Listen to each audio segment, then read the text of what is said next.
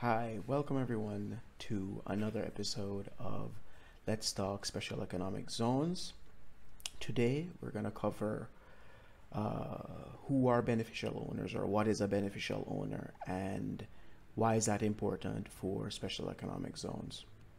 Firstly, a beneficial owner is an owner, and this may vary across jurisdictions around the world.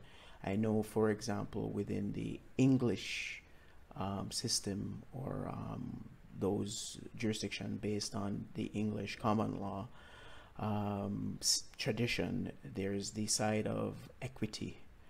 And arising from equity, you have things called trusts. And a trust may be set up, for example, for a minor who, because they're a minor, can't own property, but until they're 18, they come to the age of majority. In Jamaica's case, and in many cases, it's the age of 18. When they get to that age, they become the full owners of the property. But in the case of, in that case, they are actually within the trust structure. They would be the beneficial owner of the because they get the benefit.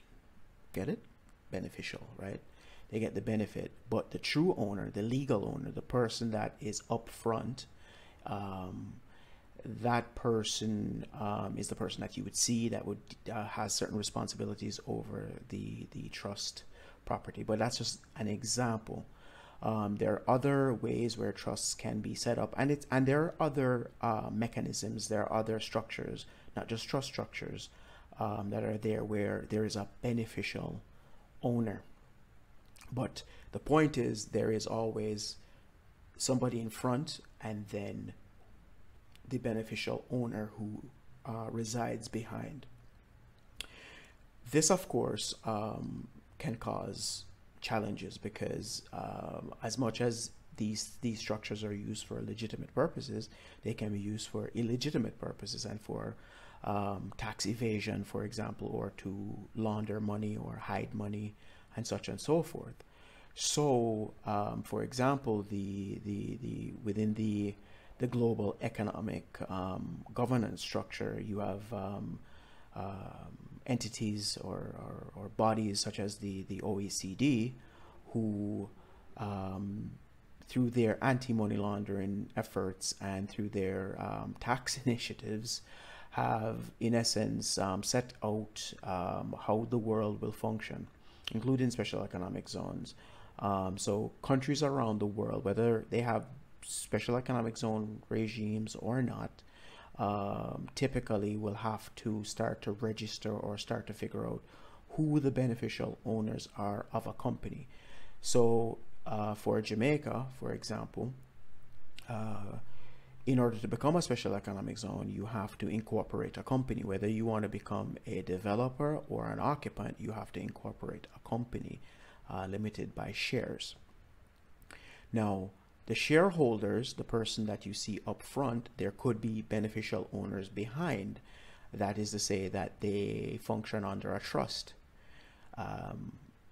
The Special Economic Zone Authority, which I'm a member of, or employee, we would need to know who those beneficial owners are. In fact, the Companies Office of Jamaica would need to know who those persons are. And again, it doesn't have to be a natural person. It could also be another company who then has shareholders and such and so forth. So that can become quite complex when you come to think about it.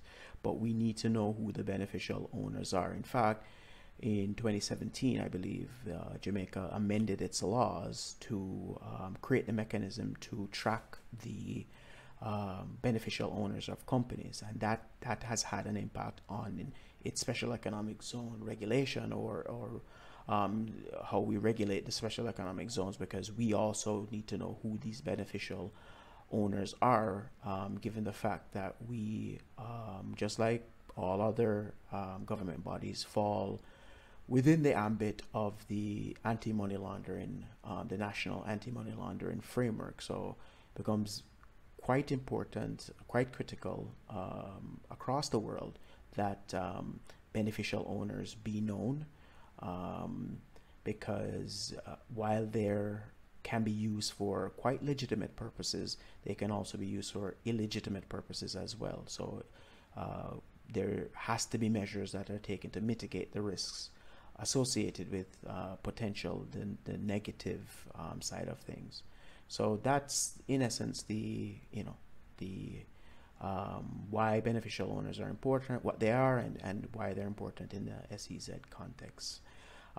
If you like this video, please subscribe, like, share, and comment, please. Feedback is most welcome. Thank you.